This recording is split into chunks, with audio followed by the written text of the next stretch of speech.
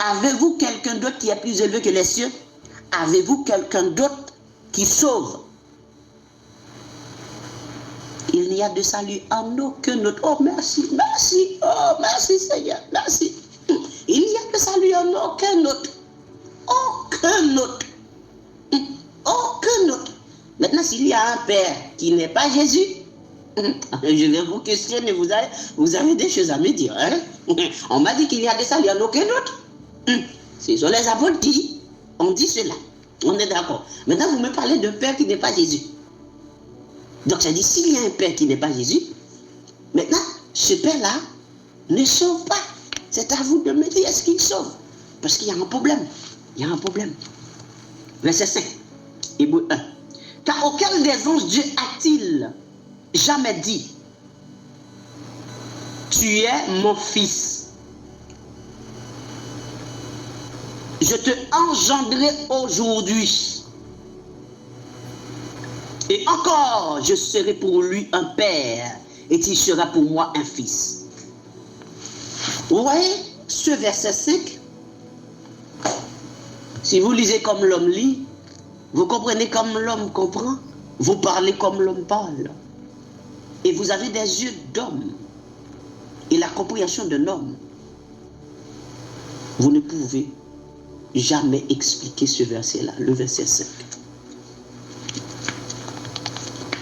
Auquel des anges Dieu a-t-il jamais dit, tu es mon fils?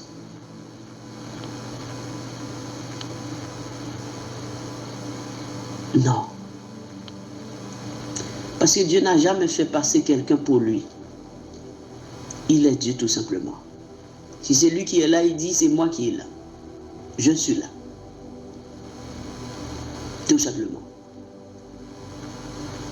Ok? Il dit, tu es mon fils. Qui dit, tu es mon fils? C'est Dieu. Prenons nos feuilles. Hein, nos fameuses feuilles blanches. Verset 5. Qui dit, tu es mon fils? Dieu dit, tu es mon fils. On est d'accord? Dieu dit, tu es mon fils. Mon fils, ok? Tu es mon fils. Ok. Entre parenthèses, Jean 4, 24, Dieu, c'est l'esprit. On est d'accord? Dieu est esprit. Donc, si nous ne disons plus Dieu, nous allons dire esprit. Et fils, c'est quoi? Fils. C'est la parole. Ok? La parole. Ok? Donc, l'esprit dit, remplaçons les pointillés, tu es ma parole. Autrement dit, l'esprit dit,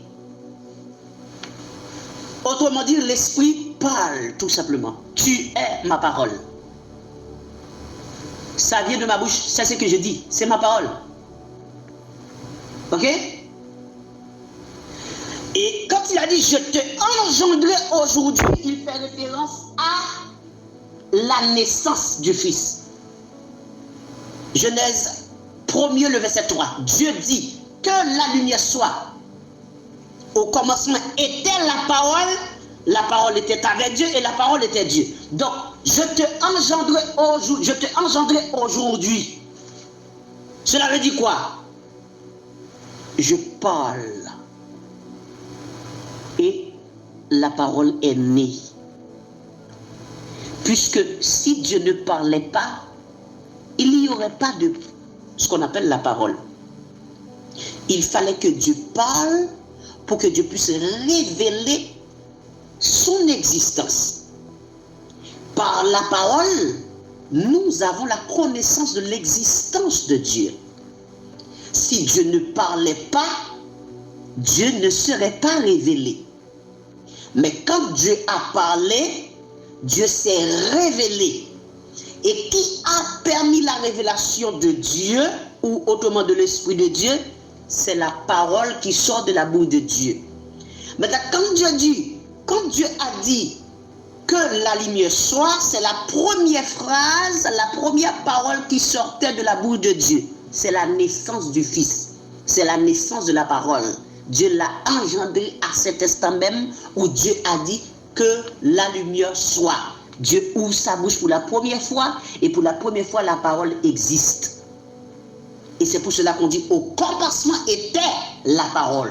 Maintenant, quand il a dit, je te engendré aujourd'hui, ça dit, il ouvre sa bouche, le Fils est né.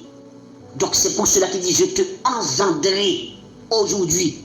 Puisque au commencement était la parole était avec, et la parole était Dieu. Donc la parole, c'est Dieu lui-même. Donc quand Dieu parle, il donne naissance à la parole. La parole existe pour la première fois. Pas une seule phrase, que la lumière soit tout simplement. Et le Fils est né. Le Fils est né. Donc, il a engendré la parole. Parce que la question que j'aimerais poser aux adeptes de la Trinité, ou bien les personnes Trinité, les trois dieux, deux dieux, cinq dieux, six dieux. Mais la question, mais est-ce que vous réfléchissez bien? Et c'est surtout ceux, par exemple, ceux qui croient que Jésus-Christ est Dieu. Par exemple, il y en a ceux qui croient que Jésus-Christ est Dieu, mais il n'est pas le Père. Vous êtes encore plus malade que les autres qui ne croient pas que Jésus-Christ est Dieu. Vous êtes encore plus malade. Parce que comment pouvez-vous dire que Jésus-Christ est Dieu, mais il n'est pas le Père?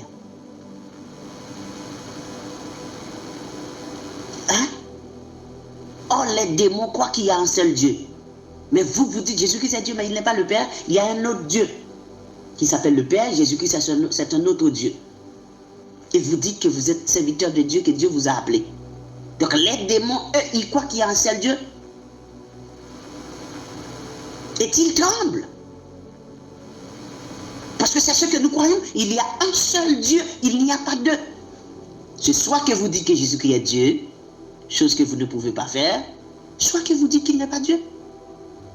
Et acceptez, si vous dites qu'il est Dieu, qu'il est le Père, parce qu'il ne peut pas être Dieu et qu'il n'est pas le Père.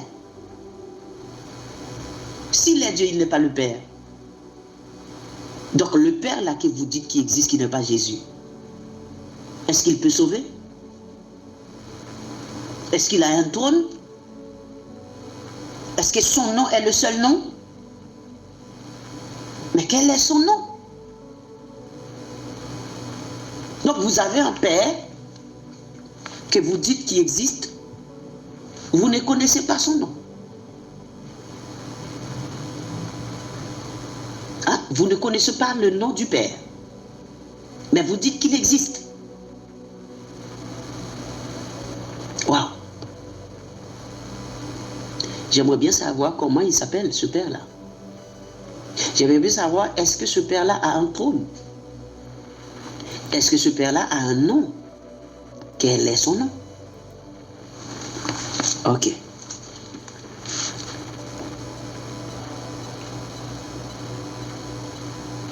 Je serai pour lui un Père, cela veut dire quoi? Je serai pour lui un Père. Lui ici, c'est le Fils, c'est la parole.